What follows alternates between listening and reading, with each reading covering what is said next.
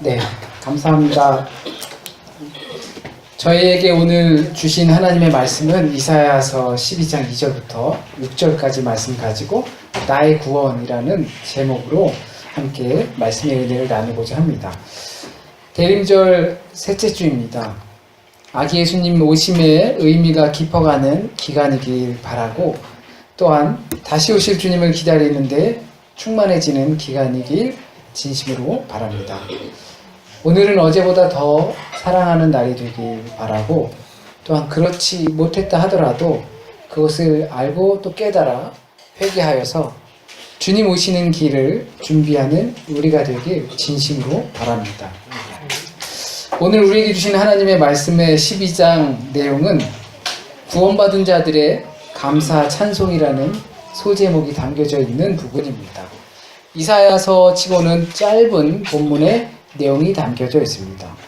시나 노래의 형식을 가지고 있고, 또한 그 내용은 안에 즐거움이, 감사와 기쁨이 많이 묻어나는 내용입니다. 그런데 이 찬송이 첨부되어 있는 그 부분과 이 찬송의 내용과 사실은 잘 맞질 않습니다. 왜냐하면 이사야서 1장부터 초반부에는 심판과 하나님의 진노라는 주제를 가지고 담고 있고, 그 부분은 아직 끝나지 않은 상태에서 오늘 본문이 중간에 끼어져 있기 때문입니다. 악한 자들을 벌하고 또한 하나님을 배신하는 한 이들을 벌하는 내용, 그 중간에 갑자기 하나님의 구원의 찬송을 부르고 있는 것이기 때문에 조금은 생뚱맞다라는 생각이 듭니다. 그러나 이 심판 과정과 구원 과정은 서로 떼놓고 이야기할 수 없다라는 것을 우린 알 수 있습니다. 구원 과정으로 가기 위한 필수적인 과정이 하나님의 진노를 경험하고 또한 심판의 때를 만나게 된다는 것이죠. 만약에 누가 고발을 당해서 죄가 있고 없고를 판결을 받고 하려면 재판장에 나가야 합니다. 고발 당했는데 나는 죄가 없어 하고 안 나가버리면 더 큰 그 죄값을 받게 될 거예요. 그렇다면 내가 진짜 죄가 없다면 재판장에 가서 나는 죄가 없습니다라고 다툼을 해야 돼요. 그리고 서로 다투어서 내가 죄가 없다라는 판결을 받아야 하게 된다는 거죠. 그것이 심판 과정이고 재판 과정과도 같은 것입니다. 그러니까 하나님의 진노라는 것이 하나님의 은혜와 하나님의 위로를 경험하기 위한 필수 불가결한 과정인 것을 우리는 알아야 합니다. 그래서 하나님의 진노를 이야기하다가 생뚱맞게도 구원의 감격을 노래하는 것처럼 보일 수도 있겠지만, 이것은 인과관계가 분명히 있다라는 겁니다. 이러한 부분을 많은 신자들은 매우 불편해하는 것이 있습니다. 심판이나 회개, 진노, 죄사함, 이러한 단어들을 듣게 되면 우리는 마음이 좀 불편해집니다. 왜냐하면 우리가 생각할 때 우린 그렇게 크게 잘못하면서 사는 것 같지 않기 때문입니다. 우리가 간음을 했습니까? 사기를 쳤습니까? 누굴 때려서 다치게 했습니까? 도둑질을 했습니까? 기껏해야 그냥 사소한 거짓말 정도 하셨을 겁니다. 기껏해야 혼자 야한 생각 정도 했을 겁니다. 저거 갖고 싶다라는 그냥 그런 마음 정도 품었을 것입니다. 이렇게 깨끗이 살고 있는 우리를 성경이나 교회는 심판한다고 하니까 조금 내가 생각할 때 어이없다라고 생각합니다. 왜? 내가 뭘 그렇게 잘못했는데, 나는 사기도 치지 않고 때리지도 않고 사람을 죽이지도 않고 도둑질도 안 했는데. 심지어는 성경에는 그 성경에도 없는 주일 예배를 빠지면 천벌이라도 받을 것처럼 이야기하면서 마치 협박처럼 느끼게 하는 것들을 우리 보게 되면 조금 언짢게 됩니다. 그래서 우린 진노, 심판 이런 것보다는 구원, 감사, 은혜 이런 내용을 자주 듣고 싶어 합니다. 그도 그런 것이 아무리 생각해도 사회생활 많이 지칩니다. 지치고 그런데 교회 들어왔는데 성경에서 이렇게 쓰여 있다고 하니까 막 심판하고 회개하고 죄를 용서가 받아야 된다고 하고 하면 제가 생각해도 많이 지치고 힘들고 언짢고, 내가 뭘 그렇게 잘못했는데 나 사회생활 하면서도 도둑질 안 하려고 그 상대방에게 속이지 않으려고 막 그렇게 하면서 신앙생활 하는데 나에게 왜 그런 좀 언짢은 요구를 할까라는 생각이 충분히 들 수도 있습니다. 그러나 비록 오늘 구원의 노래를 부르고 있지만 잊지 말아야 할 것은 이 구원의 노래는 하나님의 진노와 심판 가운데 펴있는 마치 연꽃과도 같은 것임을 우리는 알아야 합니다. 이 내용을 아시고 이사야의 찬송시 구원의 감사를 부르는 이 찬송시를 보았으면 좋겠습니다. 죄와 사죄함과 심판의 과정이 없인 구원의 해방도 없다라는 것을 우리가 이 말씀을 통해서 경험하기 원합니다. 그런데 문제는 하나님의 진노 앞에 있고 심판을 받는 자가 어떻게 해서 어떤 과정을 통해서 이 구원의 반열에 서게 되는지 오늘 본문만을 통해서는 잘 알 수가 없습니다. 오늘 본문은 그냥 단편적으로 그 전에 우리가 하나님의 진노를 경험하고 심판을 경험하고 너는 죄인이야 그러니까 재판장에 서 그래서 하나님의 재판을 받게 되는 과정이 있다라고 했는데 갑자기 하나님 구원에 감사합니다. 왜 생뚱맞게 왜 그런지는 이 본문만을 가지고는 알 수 없습니다. 대신 이스라엘의 역사를 보면 이 노래를 알 수가 있는 거죠. 이스라엘은 70년 징역형을 받았습니다. 쉽게 표현하자면 그런 겁니다. 그래서 노역형을 또 선고받기도 한 것입니다. 하나님의 재판부로부터 그렇게 70년형 징역을 받고 다 70년을 살고 나서 풀려난 백성이 이스라엘 백성입니다. 그러니까 징역을 다 살고 자유의 몸이 된 것입니다. 그들이 모범수여서 징역 생활을 너무 잘해서 30년은 깎아줄게 해서 40년 만에 풀려난 것이 아닙니다. 그냥 성실히 성탄절 특별 사면으로 풀려난 것도 아닙니다. 성실히 너네 70년 선고받았어요. 그래서 그 선고를 70년 동안 충실히 다 했어요. 그리고 나서 자유의 몸이 된 거예요. 누군가에게도 그렇게 재판부에서 15년에서 15년 다 살고 나온 거라고 생각을 한번 해보세요. 그런데 이스라엘은 그걸 감사하다고 찬양하고 있습니다. 생각해보면 이상한 거예요. 내가 2년 집행유예 딱 받아서요. 그래서 2년 동안 조심해야 돼. 누군가한테 잘못하면 안 돼요. 잘못하면 덤탱이까지 써서 나중에 5년이 될 수도 있고. 그래서 근데 2년을 내가 조심조심해서 다 끝났는데 2년을 선도한 그 재판부에 감사하다고 하는 거예요. 나는 그 시령을 다 살고 나왔는데 그것이 이스라엘의 모습인 겁니다. 왜 그런가 하냐면 그들에겐 회개의 과정이 있었다라는 것입니다. 70년이라는 징역형은 그들이 중요하지 않았어요. 징역형을 살면서 나는 죄가 없어 하면서 그 70년을 한탄하면서 보낸 것이 아니라 70년 동안 나에게 맡겨진 징역형을 지내면서 참회록을 쓰고 그 징역의 시간이 없었다면 새로운 인생을 다시 시작할 수 있는 그 기회를 얻을 수 없었을 것이라고 이스라엘은 생각하고 있는 겁니다. 그래서 이스라엘의 찬송은 그렇게 나온 것이죠. 징벌을 받으면서 분명 많은 것을 잃었습니다. 나라도 잃었었고요. 그리고 많은 자녀들도 잃었을 겁니다. 노년에 그 징벌을 받았던 그 사람들은 새 나라를 얻지 못한 상태에서 죽었을 것입니다. 하지만 더 큰 것을 얻었기 때문에 그 70년이라는 징역형을 이스라엘은 참고 견디고 또한 회개하며 그 시간을 감사하게 생각할 수 있었던 겁니다. 그렇기 때문에 오늘의 이 찬송시를 보면 온전한 하나님을 찬양합니다. 우리가 여러 모양으로 하나님을 찬양할 수 있는데 오늘 찬송은 그냥 대놓고 묻지도 않고 따지지도 않고 하나님만 찬양하는 내용입니다.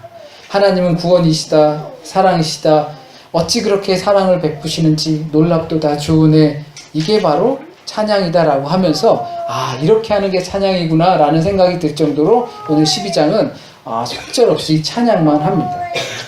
하나님, 지난번에 그 결정은 참 합리적이지 못했는데요. 내가 하나님이니까 찬양하겠습니다. 하나님, 이건 실수하신 것 같은데 그래도 하나님이니까 내가 찬양하겠습니다 라고 하는 것이 아닙니다.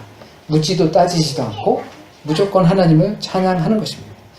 그들이 무조건적으로 하나님을 찬양할 수 있는 것은 자신의 모습을 보았기 때문입니다. 70년이라는 징역형, 재판부로부터 선도받은 나의 노역형, 이런 것들을 받으면서 그들이 자기 자신의 모습을 보았기 때문입니다. 그런 내가 하나님의 구원의 손길을 받았다라는 거죠. 그렇기 때문에 찬양할 수밖에 없는 겁니다. 나를 아니까. 내가 무슨 죄인이냐? 나처럼 깨끗한 사람이 어딨어 했던 이스라엘이 예레미야가 그렇게 선포할 때는 웃기지 마. 하나님 우리를 사랑하셔. 그렇기 때문에 하나님 우리를 좋은 길로 인도해 주실 거야. 거짓 선지자들의 말을 끝까지 들어가면서 우리는 죄가 없어. 죄가 있어도 살려주실 거야. 라고 했던 그들이 정말로 재판부로부터 징역형을 선고받고 징역을 지내면서 그들이 자신의 모습을 보게 된 거죠. 나는 죄 없어 라고 했던 모습을 다시 나의 죄가 무엇인지 보게 되는 겁니다. 우리에게도 비슷하다고 생각합니다. 우리가 갖고 있는 죄가 충분히 있지요. 그런데 우리는 없다라고 생각할 수도 있지요. 그럴 때 하나님의 심판이나 재판부로부터 우리에게 어떠한 형벌이 떨어지게 되면 우리는 생각할 수 있게 되겠지요. 하나님의 진노가 있기 전에 호언장담했지만 그 과정이 다 지나니까 하나님의 용서하심이 더 컸다라는 것을 우리는 보게 됩니다. 어릴 때 부모님 나에게 조금 더 잘해주셨으면 하는 마음이 있지요. 아이들이 다 그런 것 같아요. 해줄 수 있을 것 같은데 안 해주는 거죠. 못 해주는 건지 안 해주는 건지 모르기도 하죠. 그런데 다 돌아보고 나면 정말 잘 해주셨다라는 것을 알게 되는 거죠. 우리가 그렇게 하나님의 재판부를 통해서 받게 되는 형벌이나 광야의 생활들이 우리는 그렇게 성장시키는 겁니다. 물론 우리가 알지 못하는 부분에서 이미 하나님의 심판을 받았을지도 모릅니다. 그러나 그 시간이 참회와 회고의 시간이 되었다면 우린 그 시간조차도 충분히 감사하게 보낼 수밖에 없습니다. 심판의 시작도 하나님이고 그 끝도 하나님에게 맡겨져 있고 나의 죄를 용서하시는 분도 하나님이시고 그 대가를 묻는 것도 하나님이십니다. 그리고 우리를 그 구속의 손에서 자유롭게 할 수 있는 것도 하나님입니다. 오직 하나님만이 잡을 수 있고 또 놓을 수 있음을 우리는 이 과정을 통해서 깨닫게 되는 겁니다. 그 깨달은 자만이 하나님을 어떤 상황 속에서도 찬양할 수 있게 되는 겁니다. 그런데 이 찬양시 속에서 한 가지 특징을 우린 발견할 수 있습니다. 우리 성경 읽으시면서 그리고 제목을 보면서 그리고 오늘 경배와 찬양을 하시면서 특징을 발견할 수가 있습니다. 그것은 나의 하나님이라는 고백입니다. 나의 힘, 나의 구원, 나의 노래. 어쩌면 이 부분이 바로 이 찬양시의 핵심이 아닐까 생각이 됩니다. 구원하심을 감사드리지만 그 구원이 나의 구원이라는 것을 강조하기 때문입니다. 나의 구원의 노래가 되시는 하나님을 내가 증거하니 너도 함께 노래하자라는 거죠. 이렇게 하나님의 구원의 기쁨, 건져주심의 기쁨, 용서하시고 위로하시는 하나님의 기쁨을 누리고 나눌 수 있는 것은 먼저 이것이 나에게서 경험되고 깨달아져야 합니다. 아무리 남의 말이 많이 들어도 소위 남들 간증 많이 들어도 나의 하나님이 없으면 남의 하나님에 불과한 겁니다.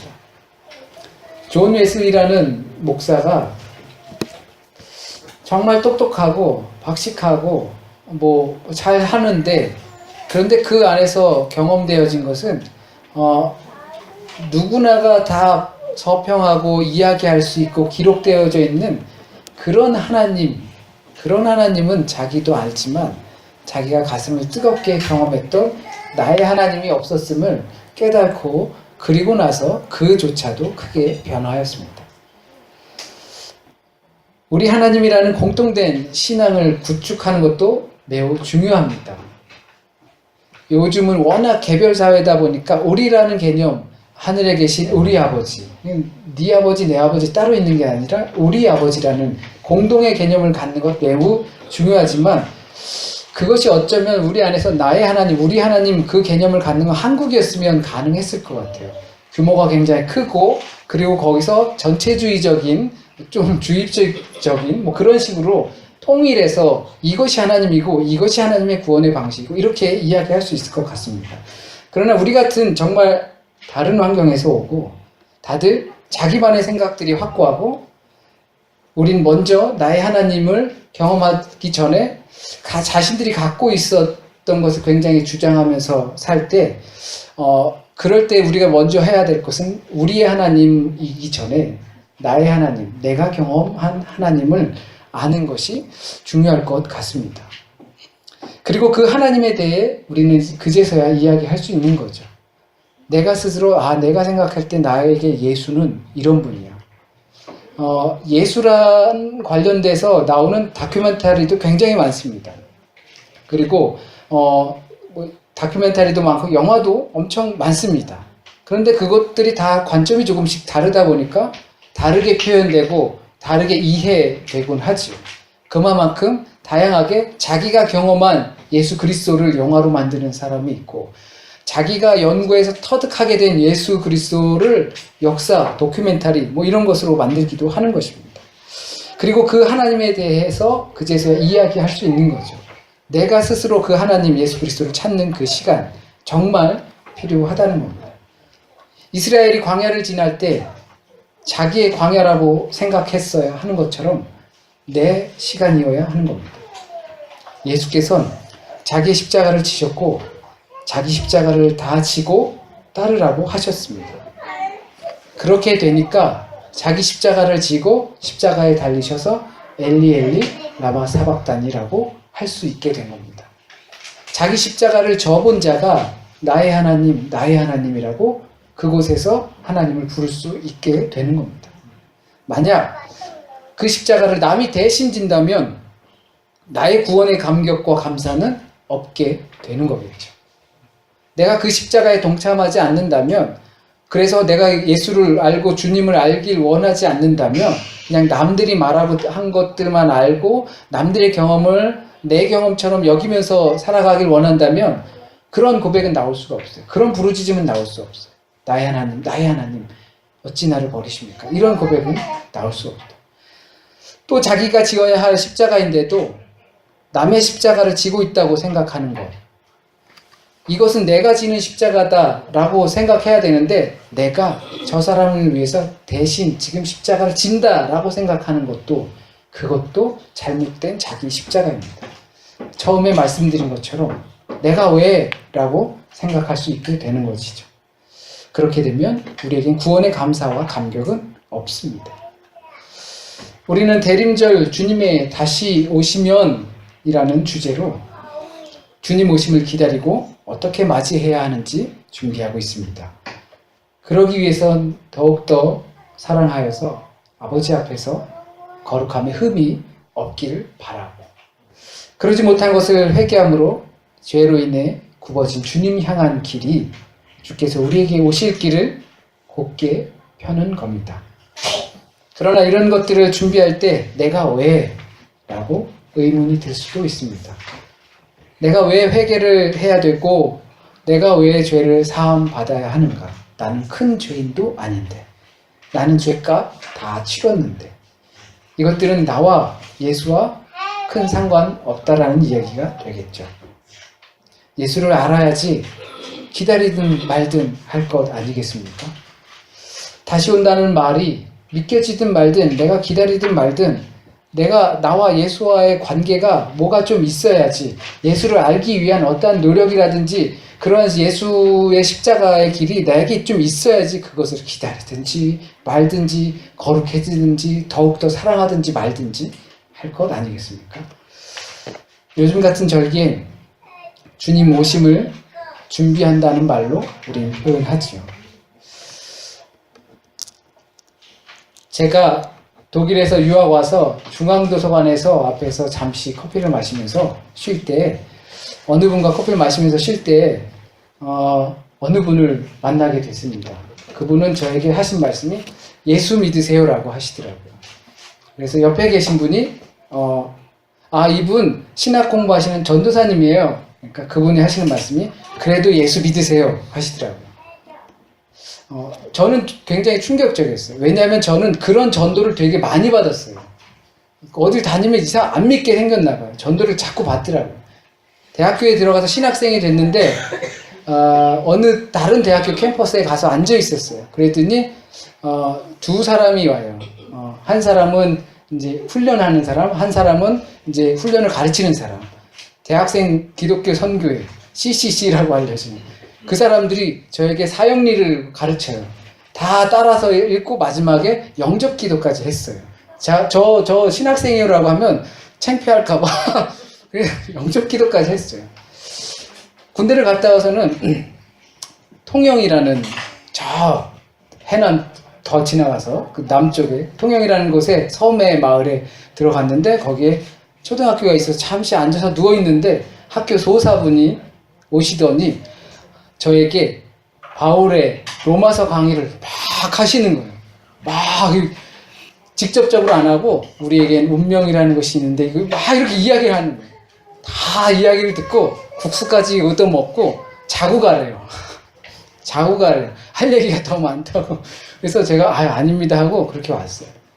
그런데 제가 부끄러운 것이 아니라 되게 저한테 감사했던 것 같아요.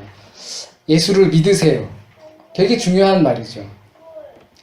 우리가 여기에 본격적으로 있는 사실 실질적인 이유는 예수 믿는 거잖아요. 교회 나오세요. 예배 드리세요. 라고 하는 말들 결국엔 예수 믿으세요 라는 말을 하려고 하는 것입니다. 교회를 다니시는 우리 참 아름답습니다. 교회를 위해 여러 모양으로 헌신하는 우리 참 아름답습니다. 더 나아가서 예수를 믿었으면 좋겠습니다. 예수를 믿으려면 예수가 누구인지 알아야겠죠. 우린 지난주에 예수는 하나님의 구원이라는 것을 누가복음이 선포하고 있고 이것은 역사다라고 기록하고 있는 것을 보았습니다. 여기에는 누가의 경험이 담겨 있는 겁니다. 누가의 그리스도관이 담겨져 있는 겁니다.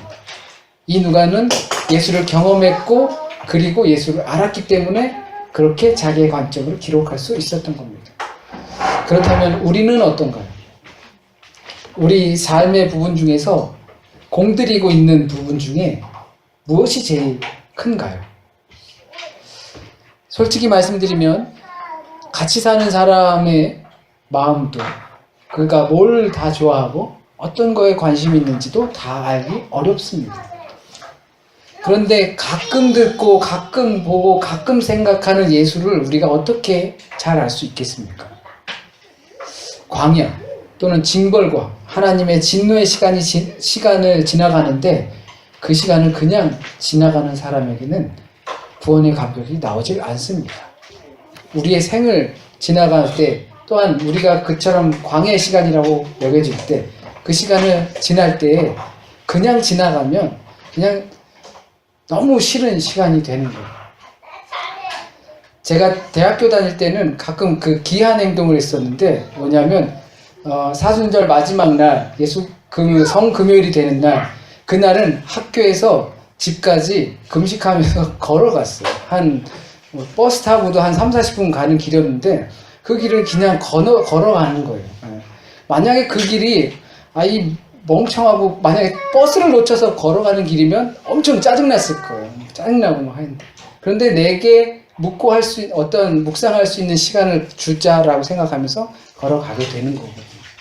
우리에게 그런 시간이 내가 생각할 때 나한테 왜 이런 시간이 닥치지라고 생각할 수도 있지만 그러한 시간을 어차피 우리에게 주어졌다면 그 시간을 십자가의 길로 생각하고 광야의 길로 생각하고 예수 그리스도를 더 묵상할 수 있는 시간으로 생각하며 지나갈 때 우리에게 구원의 감격이 오지 않겠는가 생각합니다.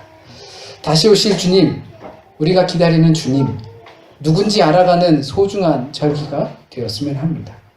우리 인생의 길을 살아갈 텐데 그 길이 우리가 길을 까는 작업이었으면 합니다. 그 길의 끝에 구원의 감격이 있고 노래가 있길 바랍니다. 정말 달고 맛있는 생수 주께서 주시는 걸 마실 수 있는 그 장면을 상상해 보시길 바랍니다. 이렇게 예수를 알려고 하는 것이 교회를 어떻게 다니시든 우리 삶의 가장 큰 화두가 되었으면 좋겠습니다. 그리고 나의 고백으로 나왔으면 좋겠습니다. 잠시 기도드리겠습니다. 하나님,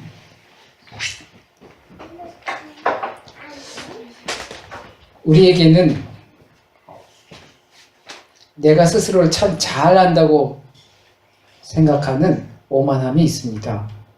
그래서 나는 하나님을 잘 믿고 있다고 생각하는 착각에 빠지곤 합니다. 그런데 주께서 여러 가지 모양을 통해서 우리에게 재판부로 불러오시고 거기서 심판하시어 우리를 자유의 사람이 되게 하시고 우리에게 맡겨진 그 때로는 고달픈 시간들 내가 왜 이 길을 깔아야 하나라고 생각들 정도로 내 생각엔 허무한 시간들을 보낸다 할 수도 있겠지만 그 길이 구원의 감격으로 가는 길이 될 수 있도록 인도하여 주세요. 내게 맡겨진 일, 우리 앞에 펼쳐진 상황, 그 모든 것들 우리 인생 가운데서 예수를 알아가는 시간으로 여길 수 있게 하여 주세요. 그래서 주님께서 다시 오실 때 우리의 사랑이 더 꽃피게 하여 주시고 그리고 거룩함이 흠이 없고 날마다 회개하며 주님께 도달할 수 있는 우리가 되길 주님 인도하여 주세요. 혹시라도 오늘 잘못 전해진 말씀이 있으면 주님의 뜻에 합당한 말씀만 우리 안에 남게 하여 주시고 또한 열매 맺게 하여 주세요. 한 주간의 삶도 주님께 맡깁니다. 우리 공동체를 함께 생각하며 서로를 위해 기도할 수 있게 하여 주시고 서로가 갖고 있는 기도 그리고 아픔 또는 어려움들, 문제들을 위해서 생각하며 기도하며 때로는 위로할 수 있는 우리 공동체가 되게 하여 주셔서 나 혼자만으로는 해결할 수 없고 위로받을 수 없는 것들이 함께 있다는 것을 느낌으로 더불어 행복해질 수 있는 우리 귀한 공동체 될 수 있도록 그런 한 주간 될 수 있도록 주님 인도하여 주세요. 모든 말씀 우리 주님 예수 그리스도의 이름으로 기도드립니다. 아멘.